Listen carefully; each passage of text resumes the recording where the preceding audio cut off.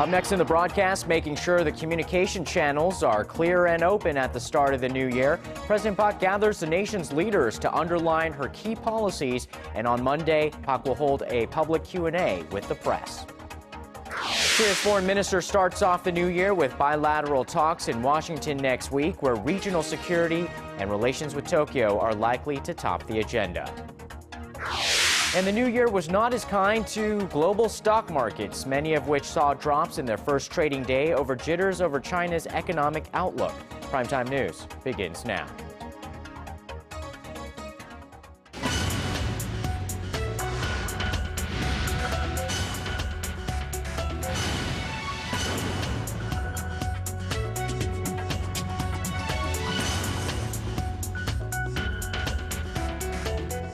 Good evening and welcome to Primetime News. It's Friday, January 3rd here in Korea. Live from Seoul, I'm Yoo Li-an. And I'm Sean Lim. Thank you so much for joining us. We begin at the nation's top office, where President Park Geun-hye rallied the nation's top leaders to go full steam ahead in 2014. Meanwhile, the Korean leader is set to hold a news conference on Monday, her first since taking office more than 10 months ago. Our Yoo Li-an has our top story. Alongside some 200 key government officials that represent ministries and state administrations, President Park Geun-hye held a New Year's greeting ceremony on Friday afternoon at the presidential office of Cheong Wa Dae. She used the opportunity to urge the government to quickly pull up the national income level to $40,000 and once again called for a peaceful reunification of the Korean peninsula. 힘차게 뛰는 말처럼 우리 경제와 국민의 삶에 활력이 가득한 한 해를 만들었으면 합니다.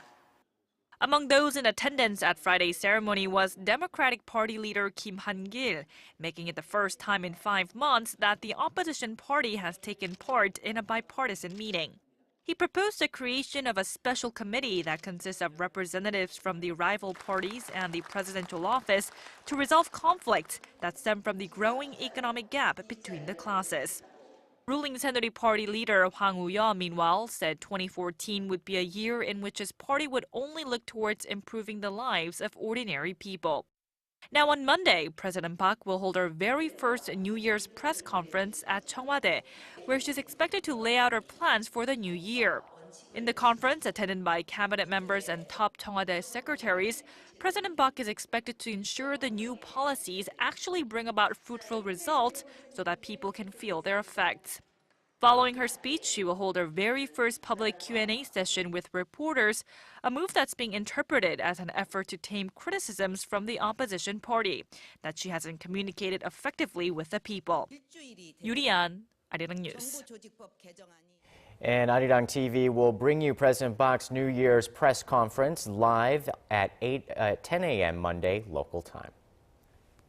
And with the apparent extension of an olive branch to the south by North Korean leader Kim Jong-un in his New Year's address, hopes are high that the two Koreas will see a thaw in relations in 2014. But South Korean ministers and North Korea experts say the move could just be a strategic maneuver. Our Han Da-eun reports.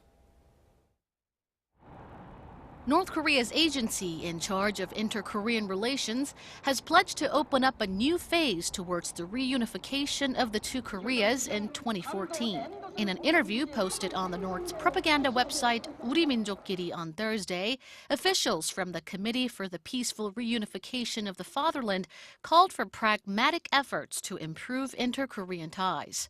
This comes a day after North Korean leader Kim Jong-un sent a conciliatory message to the South through his New Year's address.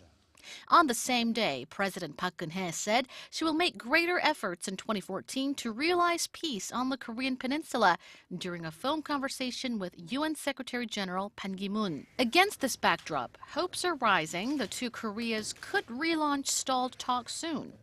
Some say Pyongyang will likely propose talks on family reunions for those separated since the Korean War sometime around Lunar New Year at the end of January. But many experts are warning against being too optimistic. They say Pyongyang's conciliatory message is likely part of a carefully calculated move to get leeway for further provocations if needed, as well as to calm any internal instability. Seoul's unification ministry is also refusing to read too much into the messages. In a statement released Friday, the ministry said it remained skeptical as Pyongyang forged ahead with a nuclear test and other provocations in 2013 after pledging to take a path of reconciliation in its New Year's address last year. We can help, but have doubts about the sincerity of North Korea's New Year's address.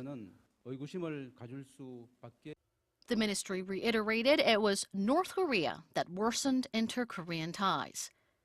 The statement also urged Pyongyang to first take sincere steps, including towards denuclearization, before discussing improvement of ties between the two Koreas. Ministry spokesman Kim Ui-do told reporters there has been mixed analysis on the recent cordial message from Pyongyang, but the ministry believes North Korea has not shown it has changed its previous stance. South Korean government officials say, however, that they have not completely ruled out the possibility of inter-Korean dialogue sometime in the near future. 한다은 아리랑 뉴스.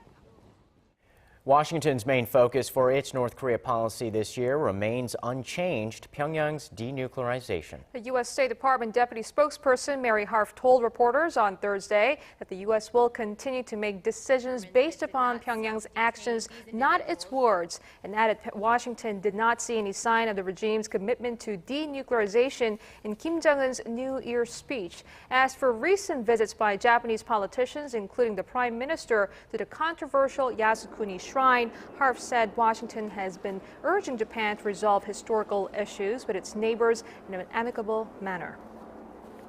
Seoul's Foreign Minister Yoon Byung-se will be traveling to the United States for his first official overseas trip of the new year. And dominating his bilateral talks with U.S. Secretary of State John Kerry will be Japanese Prime Minister Shinzo Abe's recent visit to a controversial war shrine in North Korea. Our Park Ji-won has the details. Korean Foreign Minister Yoon Byung-se will visit the U.S. next week to hold talks with key figures of the Obama administration, including his U.S. counterpart John Kerry. According to the Foreign Ministry on Friday, Yoon will depart for the U.S. on Sunday and hold talks with U.S. Secretary of State John Kerry on Tuesday. The two will hold a joint press conference following the talks. It is a very significant event for the foreign minister to visit the U.S., one of the most important diplomatic partners, especially at the beginning of this new year. The talks will center on issues surrounding the Korean peninsula and Northeast Asian affairs, particularly North Korea's moves following the execution of North Korean leader Kim Jong-un's uncle, Jang Song-taek. Japanese Prime Minister Shinzo Abe's recent visit to a controversial war shrine that honors Class A war criminals is also expected to be discussed. In the talks, Yoon is likely to deliver Korea's clear opposition to Abe's visit and lay out Korea's vision for resolving historical disputes in Northeast Asia. Other issues on the table will include defense cost-sharing negotiations and Washington's transfer of wartime military control to Seoul. The bilateral talks between Yoon and Kerry come about 3 months after their last meeting at the end of September during the UN General Assembly in New York. Park Ji-won, Arirang News. Over in Japan, Chief Cabinet Secretary Yoshihide Suga says there's no need for Japan to hold summit talks with Korea and China if it is forced to change its position on historical issues. The comments came during an interview with the Japanese newspaper Yomiuri Shimbun on Friday in response to remarks that Japan should be strategically patient when it comes to the bilateral relations with Korea and China. Suga said he would seek understanding from the Seoul and Beijing by explaining the true intentions behind Abe's visit. While expressing no intent to change its stance, he did add that Japan's door to dialogue remains open.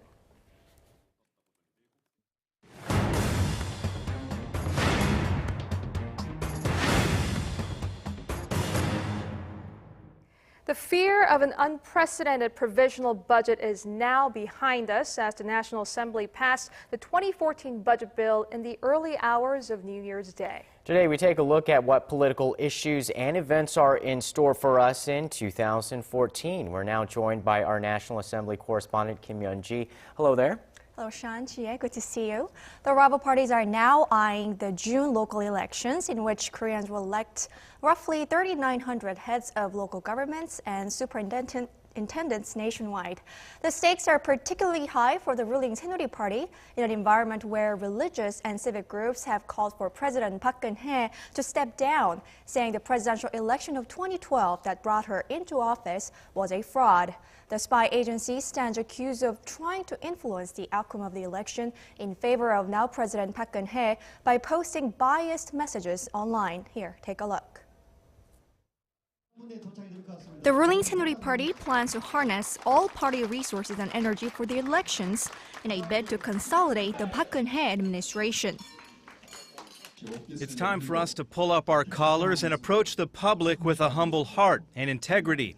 We must make 2014 a year that guarantees a bright future for the party. The main opposition Democratic Party, which has suffered a string of election defeats, including the 2012 presidential election, plans to appeal to voters by targeting the Park administration, which they say has worsened the people's livelihoods and the nation's democracy. In addition to protecting democracy and the people's livelihoods, we need an election victory this brand new year. The Democratic Party faces an uphill battle, as it has not only the ruling party to worry about, but also a new party led by independent lawmaker An Chol-soo. An's new third party is fast gaining popularity in the southwestern Honam region, which has long been the Democratic Party's traditional power base. The old system and way of thinking that wants to keep its vested rights by settling for regionalism and refusing to reform itself while talking down on the other must be eradicated starting in the Honam region. The Special Parliamentary Committee to Reform Politics is currently discussing how to retool the local election system. The June elections will be the first regional election to apply whatever changes this committee decides to implement, and so the committee is being asked to complete all legislative work necessary by the end of this month. The committee will decide whether to scrap a system under which political parties field candidates for local elections and how to improve the election system for school superintendents. Regarding local elections, there have been a number of money for nomination scandals in the past. And there is currently a debate about whether a direct popular vote is the best way to choose education chiefs. Right, Yeonji, let's move on to another special parliamentary committee that's in charge of reforming the spy agency that's been going through a lot of scandal last year. What's their plan for this month? Well, glad you brought it up. The Special Committee to Reform the Scandal-Riddled National Intelligence Service is gearing up for a second round of policy discussions, which observers say will again be fraught with difficulties. Well, this time, lawmakers will focus on how the spy agency can better perform its original duty of collecting intelligence. The ruling Saenuri Party plans to push for allowing the spy agency to wiretap telephones and keep the agency's right to investigate crimes such as allegations of rebellion. However, the main opposition Democratic Party takes the very opposite stance, saying that they must reduce the size of the domestic unit and transfer the spy agency's investigative authority to the prosecution or police. Another hot potato has to do with the opposition's demand for launching a separate independent investigation into allegations that a number of government organizations, including the spy agency, interfered in the 2012 presidential election. An opposition coalition has submitted a bill pertaining to those demands, and it plans to continue to pressure the ruling party to accept them. And this is likely to remain as a point of contention between the rival parties for months to come. Well, in terms of their approval rating, the National Assembly has only to go up, hopefully. 2013 was a very bad year for them. That's right. I will show you a recent survey, a very interesting one done by Seoul-based Hangul Research. Now let's take a look. A whopping 81% of the people think the National Assembly did poorly in 2013. As for the reasons, lawmakers playing only to party interests and corruption issues topped the list. But 20% of the people responded that the parliament was caught up in the undercurrents of the 2012 presidential election. Some say this poor scorecard suggests that it is time to seriously consider amending the Constitution. 75% of the people support amending the Constitution, many of them saying the inefficient parliamentary audit system that comes once every year should be changed for the better, and that the privileges of lawmakers must be reduced. All right, well, they have their work cut out for them, and you'll be right. tracking it every step of the way this year. Thanks, Yeonju, for that. You're welcome. Before your day ends and another begins, get the latest news live from Seoul. Residents whose features restrictions is on the rise. Closing ceremony. Expert analysis from Asia's heartbeat. The legislature, circumstances. With a viewpoint only Korea's global network can provide. The United States, the latest report. Unrivaled access from a team always on standby. Meaning came on the news are trying to cover up the South's true intentions.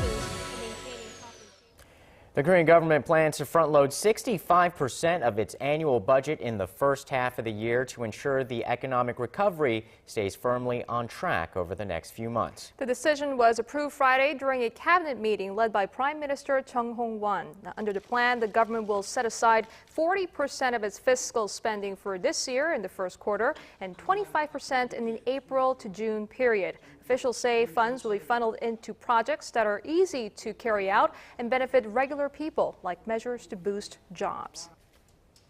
And after a stellar 2013, global stock markets dipped in the first trading day of the new year. Shin Se-min has the details on how the fall was largely due in part to the disappointing state of the Chinese economy. Stock markets around the globe started the new year on a weak note on poor economic indicators out of China, suggesting a slowdown in its economy. U.S. shares plunged on the first trading day of 2014, with the Dow Jones Industrial Average closing 0.8% lower and the S&P 500 falling nearly 0.9%. Jitters over the Chinese economy overshadowed the Eurozone's highest manufacturing sector outlook in 2.5 years. The falls were partly due to profit-taking after a record-breaking run at the end of 2013, but analysts said concerns over the world's second-largest economy set the tone. The U.S. market opened hours after Beijing released China's Purchasing Managers Index, which fell to a 4-month low in December. China's National Bureau of Statistics announced Friday that the PMI dropped to 54.6 in December from 56 in November. The number is still above the 50-point mark, which separates expansion from contraction in the manufacturing sector, but analysts said that the drop suggests the momentum of growth has peaked in China and that the economy would decelerate. Over in Europe, share prices also fell on the first trading day of 2014. In London, the FTSE fell 0.5% and Germany DAX fell 1.6%.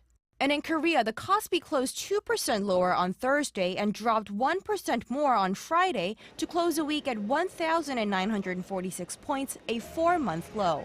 Concerns over the exchange rate due to the weakening of the Japanese yen and the decline in Samsung Electronics' fourth-quarter earnings led the 2-day decline. However, analysts are optimistic that the market will bounce back following economic recoveries in the American and European markets. Shin Se-min, Arirang News.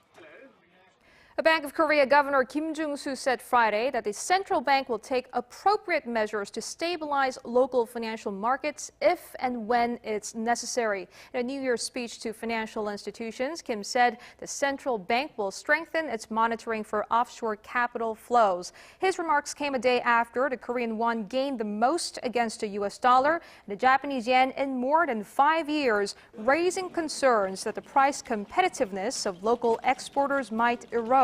Korean Finance Minister Hyun Oh-seok also gave assurances that the government is closely keeping an eye on the nation's currency market.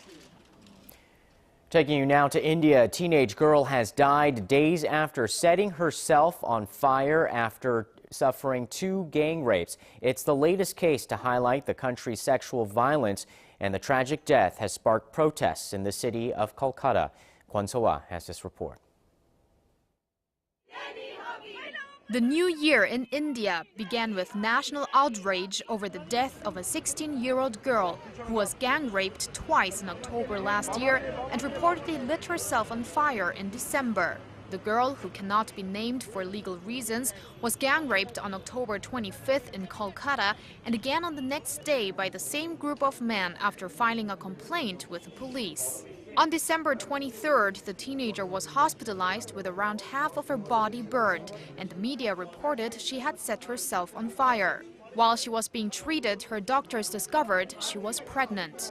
A few days later, however, she was said to have told police just before dying that two men set her on fire when she was home alone. Her family emphasizes that she did not commit suicide and that police tried to cremate the body as fast as possible in an apparent attempt to get rid of evidence. Indian activists are demonstrating against the government's handling of the situation. I would like to stress that the government is responsible for the girl who would have been present amongst us today if the West Bengal administration had properly carried out the law. We do not seek anything else. But where is the law? A girl was gang raped twice and still you're unable to punish the accused. Why? The victim's father says he will demand the death penalty for the two men accused of his daughter's murder. The issue of violence against women in India grabbed national and international attention just over a year ago after a 23-year-old woman was brutally raped on a bus in New Delhi in December of 2012. 4 of the 5 rapists in that case are now facing the death penalty. Since that incident, the government has introduced new laws against sexual violence, but the latest case has renewed criticism against the government for failing to protect women. Kwon So-ah, Arirang News.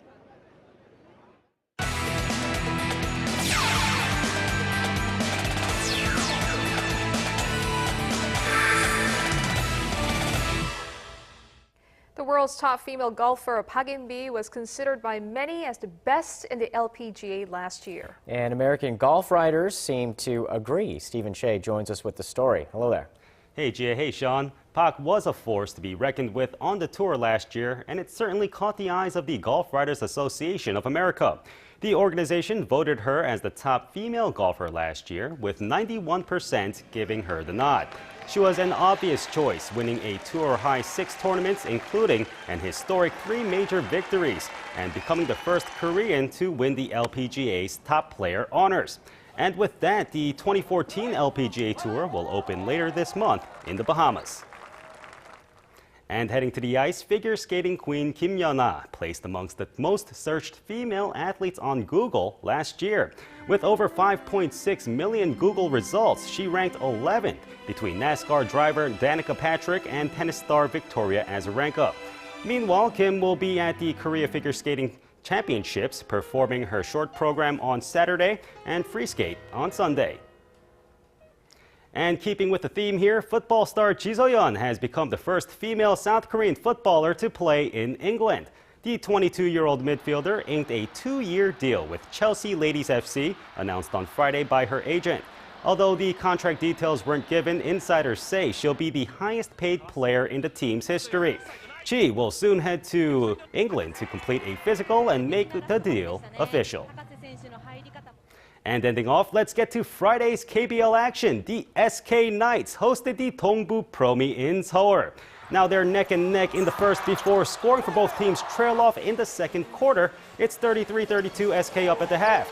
Now Dongbu makes some space in the third, but SK's Kim Sun-young delivers the dagger late in the game. He ends the night with 24 points, and the Knights win 73-71.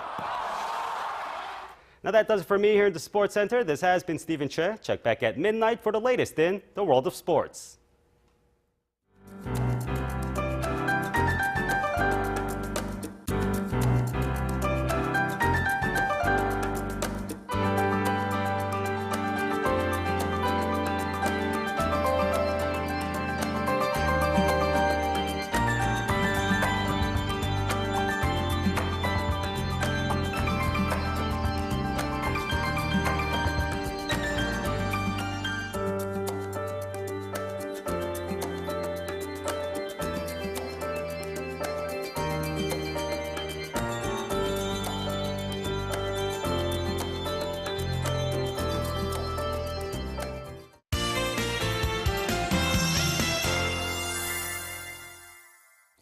We got off to a rather dark and gloomy start on Friday morning here in Korea, but things cleared up by the afternoon. That's right. For details, let's turn things over to our Kim Bo-kyung at the Weather Center. Bo-kyung. TGIF, guys. Well, it looks like light levels of fine dust will stick around with us through tomorrow morning. But here's some good news for those of you who've been waiting for snow.